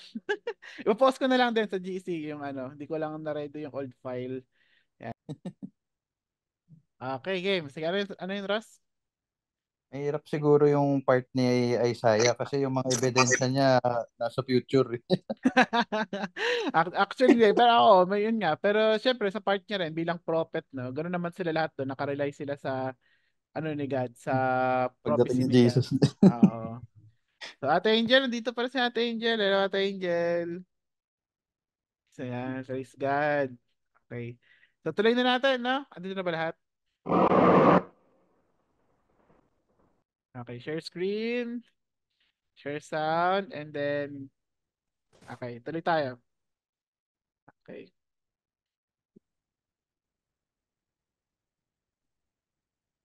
Okay, so 10 misconceptions. Mabilis na lang to, no? So, ito yung parang mga, ano nga, misconception about the Christian faith. Actually, ang point nito, ito yung mga usually nag-hold sa tao kung ba't ayaw nilang sumakay dito sa Christianity, no? Ayaw, parang ilag sila sa Christian faith. So, ano-ano yung mga yon? Una muna, Christianity doesn't need evidence because faith is blind. Narinig niyo ba kanina yan? Yes. Oo, may nagsabi niyan kanina, no? Ayaw daw niya sa Christianity kasi blind daw yung faith natin. Ibig sabihin ng blind muna. Okay. Is Christianity a blind faith? Pag sinabi nating blind faith means believe in something that has no concrete evidence or not based on facts. You simply believe it to be true because you want to. Either by choice, ignorance. Ibig sabihin yun. Naniniwala ka doon kasi gusto mo. O either by choice, gusto mong paniwalaan yon dahil kahit alam mong walang ebidensya, ignorance, naniniwala ka doon kasi hindi mo alam na hindi pala yung totoo, no? Sincere or not. And then, by tradition, marami sa atin pinaniniwalaan yung isang bagay kasi namana na natin, di ba? Sa kultura natin, naniniwala tayo ganun kasi sabi ng magulang ko, ganun daw ang mangyayari. Ang isang example niyan yung mga pamahiin, tama ba? Mm. Pamahiin ang number one example ng blind faith. Ba't na marami sa ating naniniwala sa blind faith? O kunyari, anong example ng pamahiin na sa atin? O bawal daw magkita ang magjowa yung gabi bago sila ikasal. Bago ikasal. Ang daming pamahiin yung pang naisip ko. Anyway, di ba sino nakarinig na? Sige, yung bawal daw mag... Ha? Ano? Ikaw. Ako? Ikaw, iba, narinig niyo yan? Okay. Yes. O, yung mga kinasal, inobserve niyo ba yon? Yung hindi Hindi. kayo nagkita yung gabi bago kayo ikasal? Hindi. Yung iba. Pero amin natin, di ba, kahit mga Christians may gumagawa niyan, hindi nagkikita. Pa isa yung bawal daw kasal ng sabay kasi sukob daw. Ano ba yun? Ganun. O yung pag may dumaan na itim na pusa, di ba? Parang, di ba? Di ba aminin natin, marami sa atin yung nadadala ng mga pamahiin. Kahit hindi naman, bakit, anong ebidensya mo dun? Paano mo nasabi na nangyayari, na totoo yun? May ano ba? May evidence ba? Tinanong kayo, wala. O ba't mo pinaniniwalaan yun? Kasi, nakasanayan na, tradisyon, di ba? Pero that's the point, yun yung blind faith, no? Yung sample nga pamahiin. Tanong, ganun ba ang Christianity? Pinaniniwalaan natin siya kasi namana natin sa mga magulang natin. Ay, kasi yun ang turo sa akin ng magulang ko na, ayun eh. Pero sa ibang tao, maraming ganun na mga Kristiyano, naniniwala lang sa Christianity kasi minana nila sa parents nila. May ganun. May ganun. Actually, maraming ganun. Pero ganun nga ba ang kaso? Diba? Una muna, no? So, Yes, mama. yes, mama daw. Hindi pa yun. Okay, so, hindi tayo ganun, no? So, basahin natin yung ano. So, conclusion, no? Christianity is not a blind faith. Yung kanina nga, yung historical, saka yung testability. Pero basahin ko rin yung sinabi ni, ni Josh McDowell dito sa, yung orange na part sa baba. Christians are often accused of taking a blind leap into the dark. For me, Josh, however, I found the evidence for Christianity powerful and convincing. So when I became a Christian, I haven't leapt blindly into the dark, but I stepped into the light. I placed the evidence I gathered onto the scales and they tip in favor of Jesus Christ as the Son of God, resurrected from the dead. Had I been exercising blind faith, I would have rejected Jesus Christ and turned my back on all the evidence. Yun nga, no? Kung pamahiin lang yung Christianity, kung wala siyang supporting evidence, unting ebidensya lang titiklop na to eh. Di ba? Pero hindi eh. Ang daming ebidensya na nagso-support sa Christianity. No? So, ito, this belief in Christianity is a choice. Okay? Hindi yan parang accident lang. Kaya nga sabi ni Jesus, 'di ba, sinita niya yung mga tao noon nung may yung mga nagfa-follow sa kanya ayaw maniwala. Anong sabi ni Jesus sa kanila? Unless you see signs and wonders, you will not believe. Kung hindi, parang sinasabi ni Jesus sa kanila, kung hindi pa kayo papakitaan ng ebidensya, hindi pa kayo maniniwala. 'Di ba? At inantay niyo pa makita kayo ng signs and wonders. Yun yung word nila doon for evidence, 'di ba? Kaya nga si Jesus, so yung faith natin, yung Christianity, hindi siya blind faith. Alam ni Jesus yun na naghahanap tayo ng ebidensya. Kaya nga nung nandito siya, hindi siya marami siyang time na dinivote sa pagdo ng mga miracles, sa pagtuturo, kasi alam niya na maghahanap tayo ng ebidensya. And the writers of the gospel, they spend time telling those stories kasi by the guidance of the Holy Spirit, they know na maghahanap tayo ng ebidensya. Kahit naman sa Bible, di ba? Kaya actually, alam nyo ba, nung nagsisimula ako sa Christian, medyo dumaan din ako sa doubt eh. Parang, totoo ba to? Parang ganyan. Pero alam nyo kung anong passage yung nag-convince sa akin na si Jesus Christ talaga ay Diyos? Yung John 7:31. So sabi doon, 'di ba? Kasi 'di ba, ang dami sa kanila nagtataka eh. Totoo ba 'to? Ikaw ba talaga yung Christ? Ikaw ba talaga? Anak ka ba talaga ng Diyos? Pero itong verse na to, nang nabasa ko to, parang nagbukas yung pinto ng langit, tapos doon talaga sumunod yung faith ko na si Jesus Christ talaga yung anak ng Diyos. Kasi ito yung sinabi ng mga tao doon eh. Yet many of the people believe in him. They said, when the Christ appears, will he do more signs than this man has done? Nung nabasa ko yun, parang alam mo yun, iba yung feeling ko talaga. No? Kasi parang sinasabi dito, okay, assuming si Jesus Christ ay hindi Messiah, assuming nagpapanggap lang siya. So yung totoong Messiah, kung sino man yon, assuming lang na hindi pa siya yung totoong Messiah. So kung sino man yung totoong Messiah, dapat kaya niyang higitan yung ginawa ni Jesus Christ. Tama ba? Yes. Yun ang argument doon eh. Kasi kung kung peke si Jesus, kung pretender lang siya, then kung toong Messiah, kaya siyang higitan. 'Di ba? Kung ano man yung nagawa ni Jesus, dapat magawa niya yun and more. Kaya niya ring pagpatigil ng bagyo, kaya niyang bumuhay ng patay, kaya niyang bumangon sa patay on his own, 'di ba? Tanong ko sa inyo, meron ba na kayang no one, parang comes close man lang, comes close, even as close sa ginawa pinagagawa ni Jesus Christ? Wala. Wala. 'Di ba? No one else comes close. So malinaw, Tapos, no?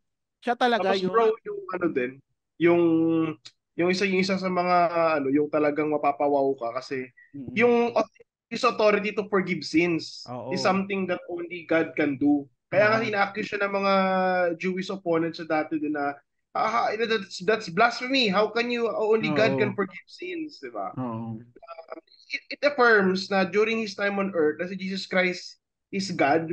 Oo. Mali yung theology na, kasi may mga claim na yung kenosis heresy na ano daw, Hmm. when Jesus Christ was on earth daw, hinubad daw niya ang pagiging Diyos niya. False po Oo. yun. Oo, mali Kasi 'yun. the fact na he can raise people from the dead, he Ah. nagpo-perform siya ng miracles, he has Ah. authority over sin. Never niyang hinubad yung pagiging Diyos Oo. niya.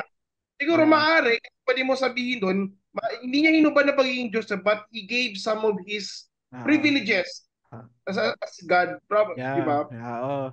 So, sa mga umattend sa theology class ko last year, na-discuss natin yan, no? Yan yung kenosis, di ba? Sa Philippians False 2. ano po yan, yung Oo. pinaniniwalaan nung ano nung Fort Watch Pentecostal ano, yung ano. Oo. So, nung Tama. kinano ko yan na ako mali pala tinuturo nito. So, yun lang po yung insight. Hindi Oo. hinubad ni Christ pagiging Diyos niya. Yeah, And when he very gave good. the privileges, but hindi niya hinubad pagiging Diyos. He was God uh, uh, In the even flesh. in flesh. Ay, Diba? thank you, Jojo, for sharing that. So, ayun, no, totoo yun, no, talagang he remained God. And ito yung ano ko doon, no, kaya nga sabi, alam ko napanood nyo yung The Case for Christ, di ba? Merong isang quote doon, di ba, nagre-research si Lee Strobel, tapos merong isang parang siyang in-interview. Kasi parang ang dami na nga ebidensya, hindi pa rin naniniwala si Lee Strobel. So, parang sinagot na lang sa kanya ng lalaki, how much evidence is enough evidence? Kasi ang dami mo ng evidence sa kamay mo eh, hindi pa ba sapat yan? Ano, ilan pa bang ebidensya ang kailangan bago ka ma-convince? Kasi actually, sa larangan ng ganito mga bagay, argument, isang ebidensya lang okay na eh. Di ba? Isang ebidensya lang okay na eh. Di ba? Gustong-gusto ko yung sinabi ni Einstein dun sa ano, ito, pakita ko sa inyo. Tuwa ako dito kay Einstein. Sabi daw niya, kasi di ba nag-propose siya ng theory of general relativity, ganyan. So may marami kumontra sa kanya. Di ba? So sabi dito, ito, when the book 100 Authors Against Einstein was published to disprove general relativity, Einstein replied. Parang marami nag-attempt na tablahin si Einstein yung general relativity niya. So 100 pa sila. So ang reaction lang doon ni Einstein, sabi daw niya, ba't 100 pa kayo? Sabi niya, kung mali ako, kahit isa lang sa inyo, okay na yon. Di ba? Gets yung argument ni Albert Einstein. Kung yung Wow. pinaglalaban ko ay mali, isang ebidensya lang, sapat na yon para ma-disprove ako. Di ba? Abot din pa ng 100. Hindi na kailangan, di ba? Pero ganun din yung sinasabi ko natin dito sa Christianity, no? Kumbaga, kung hindi totoo ang Christianity, isang ebidensya lang sapat na, di ba? Meron lang kayong isang solid na evidence na peke si Jesus Christ na hindi siya totoo, that would be enough. Pero ito rin, the opposite is true.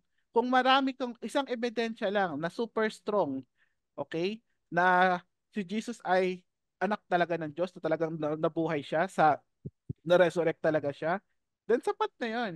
Pero itong nakakatawa, we have more than one. Ang dami nating pruweba na nabuhay talaga siyang muli, na he who claims to be, na nag-exist talaga si Jesus Christ. So ang tanong ba, ilang ebidensya bang kailangan mo bago ka maniwala? Di ba? Kasi nga, kung di ka naniniwala, it's not because of the evidence, di ba?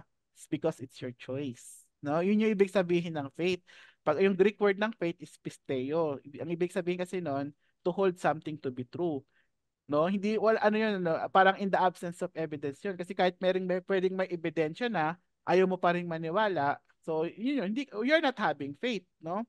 Hindi ibig sabihin na we're having faith dahil walang ebidensya. Ganun, no. Ang ibang point lang dito, yung choice yun to hold something to be true with or without evidence. Diba? Kunyari, may ebidensya ako, nahuli ko yung asawa mo na may iba. Ayaw mo maniwala, pinakitaan na kita ng screenshot ng Diba? So yun yun, sa choice mo yun, ayaw mong paniwalaan kahit may ebidensya na ako. Gets niyo yung example ko? Gets, gets. Ba't yung mga example ko puro mag-asawa? Wait nga. So, Humuhugot. okay, ayun. Pero yun yung point ko dun eh. 'Di ba? Maraming ganun, hindi tayo naniniwala kahit sa katerva ng ebidensya. Kasi nga, it's a heart problem eh, not an intellectual problem, no? So, yun nga, how much evidence is enough evidence? Pero Ilan bang kailangan mo bago ka maniwala? 'Di ba? may naalala lang ako bro, yung dun sa si Lee Strobel din, di ba? Mm. May kinote siya eh, pero yung kinote niya, ang alam ko, parang dating Christian, pero biglang nawala Oo. as Christian. Si, ano mga kapin? Si Maraming Bart, ganun. si Bart Ehrman yata yun. Mm. Sinabi ni Bart Ehrman, kinote lang ni Lee Strobel, sabi, Jesus did exist whether we like it or not. I put it this way. Denying the existence of Jesus doesn't make him go away. It Oo. merely proves that no amount of evidence will convince you. Amen. Yun nga Sabi yun, You di have ba? already decided. Oo. Kasi buo na yung sarado na yung utak mo Yeah, you eh, have di ba? already So decided. ito labas yung ebidensya doon, no? Kaya nga yung Christianity, hindi siya blind faith. Hindi tayo naniniwala dahil wala tayong ebidensya. Naniniwala tayo kasi may ebidensya, saka, yun nga, yung faith natin, historical testimony, no? So, yung sabihin na wala tayong ebidensya sa faith natin, it's wrong. We have many evidences. Okay? We know what we believe. Okay? And yung pinaniniwala na namin, sinusuportahan ng facts. Okay? So kung ayaw mo maniwala, it's not because of the evidence dahil yung evidence mahina. No, it's you. It's your heart. Di ba? Ayaw mo lang naman kasi maniwala. No? So yun yun. Okay? Okay. Okay. Okay. So misconception number 2. Again, no? So balikan natin tanong, hindi tayo blind faith. Okay? Our faith is based on facts. Okay. So misconception number 2, Christianity cannot be true because the church has committed injustices. Dito naman, parang ito, from this point onwards, nagiging ad hominem na. Okay, ano yung ad hominem? Parang below the belt, no? Personal, nang-aatake ka na sa personal. So maraming Talking tao, personal. yung mga tao ayaw nila sa Christianity kasi daw yung church, ang daming ginawang injustices na mga, kunyari, yung naririnig natin Mga ganon. yung mga clerical abuses, 'di ba? Yung kinukurakot yung Crusades. yung mga yung kinukurakot yung pera. I mean, okay 'yun, no, na totoo naman 'yun, di natin dinedeny na may ganun. Pero hindi 'yun sapat na sagot para i-disprove mo yung Christianity. No, kumbaga, kasi nga on the first place ad hominem 'yon. And then sagutin na rin natin kasi ang daming related dito eh. So two argument flaws, 'di ba? Una muna, yung character flaws ng church hindi daw dapat isa-surprise tayo kasi on the first place, sinners tayo eh. 'Di ba? Sabi lang the Bible speaks of human nature as ganyan. Kahit Christian, ganoon na. Wala naman sinabi sa Bible na ang church ay perfect na. 'Di ba?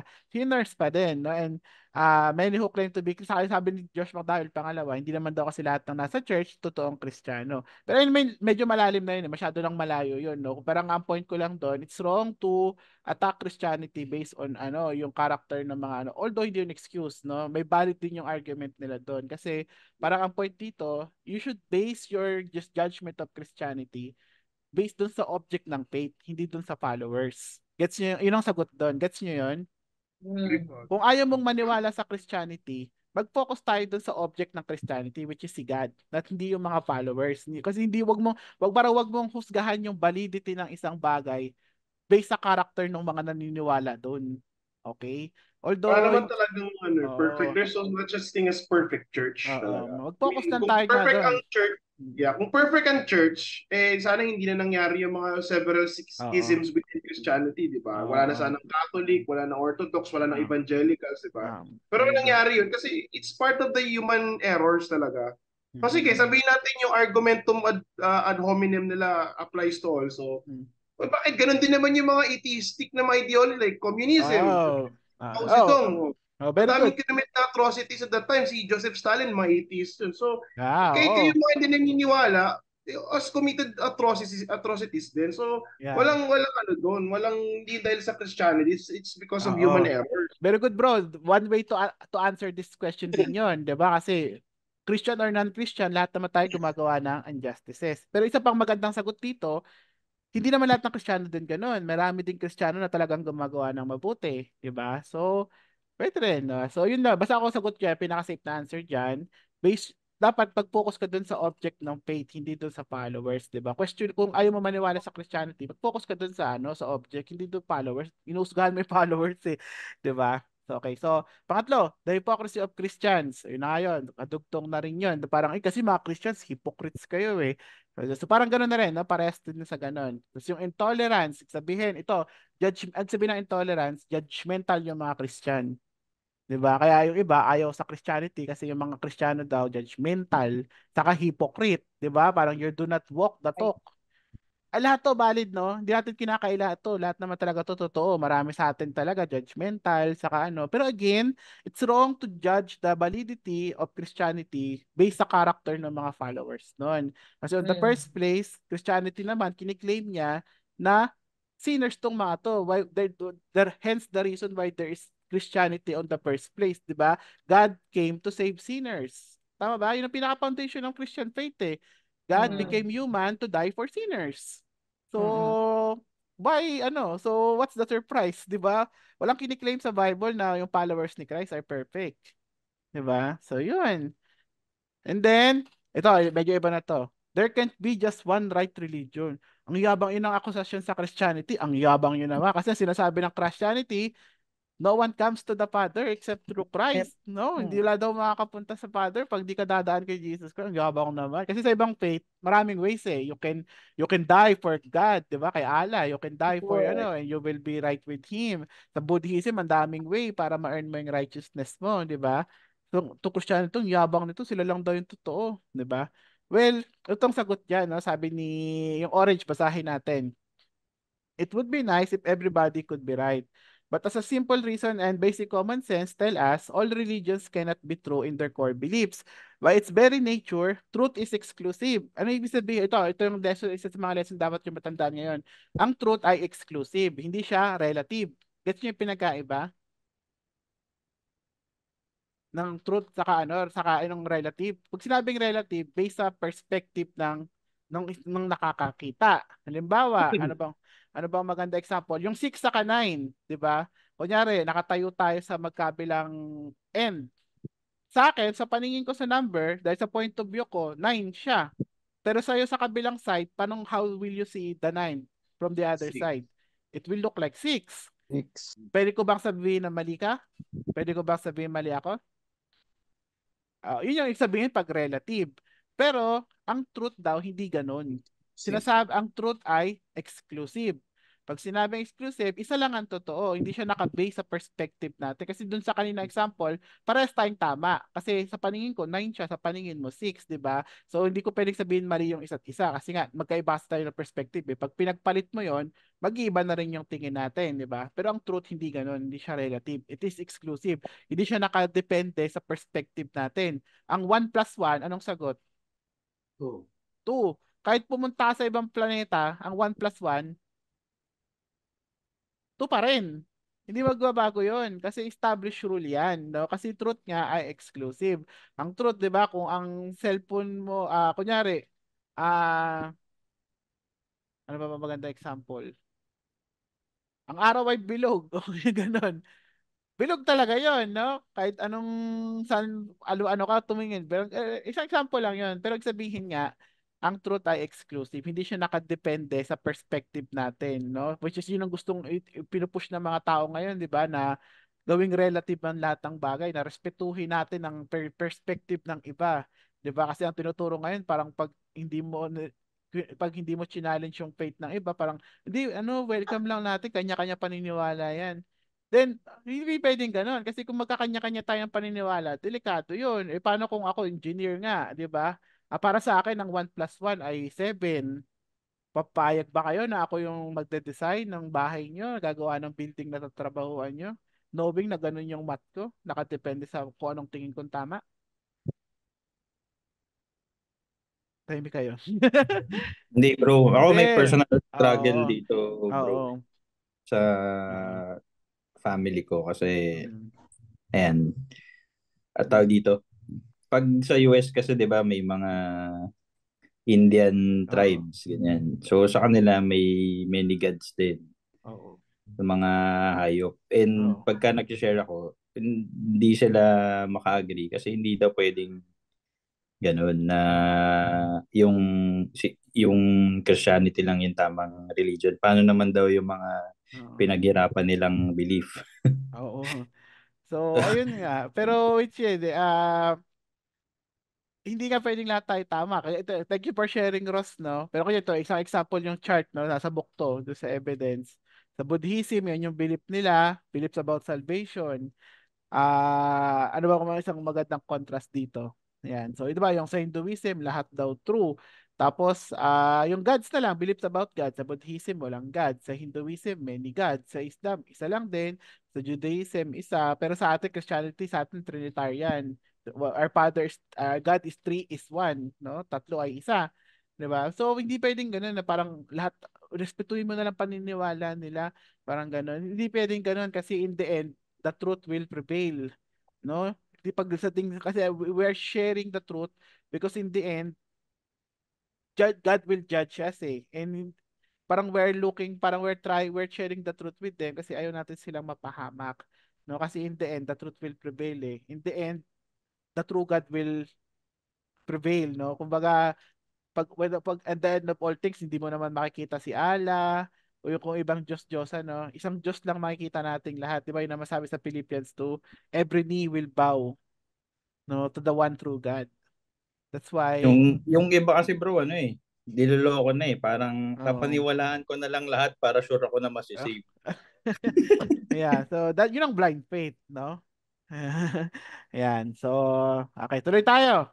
O yung number 6, yung science daw ay at Christianity are at war. So, actually mas masasagot natin yan later, no? Pero dito pasadahan lang natin. Hindi sila are at war, 'di ba? Last time, 'di ba, na-discuss natin. They actually support one another. Yung kay Louis Pasteur, 'di ba? Kay Albert Einstein, ay kay Isaac Newton. And then 7, God has not provided enough evidence. Hindi pa ba sapat yun? 'Di ba? So, 'di ba sabi dito, after carefully examining the evidence, however, I become convinced that God has made himself known. Maraming evidence eh. Later in the class, mas ano natin yan. Pero when it comes kasi sa ganitong bagay, yun, na-brought up na, 'di ba? Yung sa Romans 1, hindi, it's not about the evidence eh. It's about the heart. Kasi di ba sabi sa Romans 18, for the wrath of God is revealed from heaven against all ungodliness and unrighteousness of men who by their unrighteousness, anong pinipilit nilang gawin sa truth? They Suppress. suppress. Hindi nila parang it's not about kung totoo, hindi to issue kung totoo ba yung Christianity. Totoo ang Christianity. The reason lang kaya ayaw ng iba, they suppress the truth, no? Kumbaga, tinatago, parang ayaw nilang i-acknowledge yung katotohanan. Pinipilit nilang, parang pinipikit nila yung mata nila sa totoo. No, kaya in the end, silang yung ano nila, no, katapusan nila ang nag-aantay sa kanila. Kaya nga yung truth, tama yung sinabi. Parang di natin kailangan ano yun eh, parang patunayan yung totoo. Ang talagang tanong doon, what will you do with the truth? 'Di ba? Kasi in the end, we can only believe it or not, 'di ba? Yung katotohanan. Kasi yung truth is truth, no? It doesn't need proof o hindi mo kailangan patunayan yung totoo nung ganyan. Kailangan mo lang sa truth is paniwalaan, 'di ba? Kasi yun nga, ilang evidence ba ang kailangan mo bago ka maniwala? Kasi kung talagang ano ka, you are really listening to evidence, to facts, open yung mind mo, isang ebidensya lang sapat na eh. Diba? So, 8, being a good person is enough to get to heaven. This is biblical. That's very easy, no? Ephesians 2:8-9, di ba? It's not by works. It Ganyan. works. So, yan. So, alam natin yan. Okay, and then 9, a good God would prevent evil and suffering. O, kanina na-mention to, di ba? Kung mabait si Lord, bakit may evil and suffering sa mundo? If He's all-powerful, bakit niya inaalaw mangyari to? Ibig sabihin lang nun, He cannot be all good. Kasi kung all good siya, pero di niya ma-prevent to, then hindi sabihin hindi siya all-powerful. No, ang sagot lang dyan, ito yan, no? Pag yung sa kaninang na-raise up, di ba, yung kay Neil deGrasse Tyson, una muna, hindi lahat ng suffering sa mundong to dahil kay God, di ba? Maraming suffering sa mundong to dahil una muna sa kagawa natin. Sarili Yes. nating ano, no? Kumbaga, ang daming laws ni God na binigay niya para ingatan tayo, tayo ang pasaway. O, example na lang, o, ang sex, 'di ba? Para saan lang ang sex? Sabi sa Bible, para lang sa mag-asawa. O ikaw, high school ka, 'di ba? Pasaway ka, sinabihan ka na ng group leader mo, wag. O, Gumuho ka pa din, nabuntis ka, hindi ka nakagraduate ng college, naghihirap ka ngayon kasi iniwan ka pa ng nakabuntis sa'yo. O, pwede mo bang sabihin kay God na kasalanan niyo yan? Hindi. Ikaw ang hindi nakinig in the first place, di ba? So, kunyari, sa health, di ba? Kain ka ng kain ng baboy. Hindi ka nag-exercise, di ba? Tapos nagkasakit ka. Pwede mo ba isisi kay God yun? Hindi, di ba? Kasi ikaw naman nag-cause nun. Pangalawa pa, bukod dun sa man-inflicted na suffering, marami sa suffering natin, mukha lang suffering, pero part ng natural world kasi. Halimbawa, yung mga bagyo, hindi yun, parang mukha siyang evil sa atin kasi napapahamak tayo. Pero kasi in the perspective of science, yung mga bagyo, normal yun, kailangan ng earth yun kasi doon yan nire-release yung na-accumulate yung excess heat. Alam niyo ba yun, yung mga scientists? Yun yun, no? Kasi yung earth, tinatry niyang i-balance yung temperature niya. So pag masyado mataas yung init, one way to release the heat is, yun nga, yung storms. Ayun, ba't nawala? Yan. So, maraming ganun eh. So, hindi mo pwedeng sabihin na yung mga suffering sa mundo, So, saka itong parang sagot dyan, mabait si God, oo. Pero, and yes, may evil and suffering sa mundong to. Pero ano bang sabi ng Bible, di ba? Pagdating sa end, lahat ng evil mawawala. There's no more pain or crying, di ba? No tears. Yung mga umatan sa eschatology, Amen. di ba? Yun ang promise ni Lord eh. So, yes, no? So, God is all powerful and all good, no? And He is also all loving and all knowing. And tayo hindi. Hindi natin alam Amen, lahat. bro. Pero si God, alam niya lahat. So, marami tayong tanong na hindi natin maintindihan ngayon, pero lahat yan masasagot in the end. And lahat ng evil na nakikita natin ngayon in suffering, lahat yan mawawala. No? At ang Saka matitira kung lang. magiging doctrinal approach tayo, in the past, nag-set na ng laws ang Diyos eh. Unang-una yung 10 utos, di ba? Yung 10 Commandments, di ba? Tapos, ang problema yung Yeah. sinusunod ba ng mga tao? Hindi. Yeah, so tayo rin nga Di ba? tayo rin talaga yung nagkukos ng sarili nating suffering. God eh. It's the human heart Isisisihin that has a natin si problem. Lord. Yun nga yung nakakalungkot dun bro eh. 'Di ba? Parang tayo yung magkukos ng sarili nating suffering tapos ang sisisihin natin si Lord. 'Di ba? Pero Kaya kahit ang hindi, ko dyan, in relation dito sa aming sermon last Sunday, ng CCF San Pedro, na the greatest gift that God can give to humankind is the Holy Spirit, because sabi sa Bible is that I will write the laws in your heart, di ba? Pag na-transform ka, dun mag-start yung changes sa iyo. Dun mawawala yung depravity and yung progressive, di ba? So hindi talaga yung it's with the human heart, di ba? Amen. Kaya yung song ni John Lennon, pag nawala na lahat ng institutions, relihiyon, magkakaroon tayo ng peace. Sabi ko, hindi ako agree doon kasi as long as merong human greed, as long as may desire to dominate others, hurt the weak, mga mahihina, hindi magkakaroon ng peace, di ba? Yeah. So, Amen. yun ang argument ko sa ganyan, bro. Praise God. Thank you, Jojo. No? So, ayun. And then, last 10 Share minutes daw, ko lang no? din, bro. Sige, bre. Last 10 minutes pero bilisan mo lang kasi. Kahit hindi sa sarili nating gawain. Kasi pag binasa mo yung Job, hindi naman si Job yung may kagagawa ng mga nangyari sa kanya. Pero si Lord, si Lord very compassionate. 'Di ba? Na at the end, kahit kinuha sa kanya yon ni Satan, binilik ni Lord yun ng mas marami. Amen. So yun, buti dinagdag mo yun kasi isa pang cause ng suffering din is spiritual, no? So demonic attacks. Pero not all, pero some. Okay. And that's the misconception 10. Biblical teaching on sex is repressive and hateful. Maraming ayaw sa Christianity dahil lang sa sex. Kasi ayaw, di ba, ang higpit ng Christianity sa sex eh. Para lang siya sa mag-asawa. Hindi siya pwede sa magjowa. Yan, yung mga hindi pa kasal, bawal yan. Ay, syempre sa panahon ngayon, ako yung uso na yan eh. Di ba? So, ayoko mag-Christian More kasi liberal na yung more liberal na kasi yung values yeah. Pero ito outside apologetics na to ibang usapan na to, more on moral issues na to eh, 'di ba? So mahirap na itong pag ganito ang debate, values ng pinag-uusapan, talaga mauuwi to sa Bible na lang. Pero anyways, ayun nga, yun yung mga misconception. So in the end, yun yung top 10 misconception, no? So in the end, ang sinasabi na lang next na topic ni na in the end, no, when it comes to apologetics, we should be relational.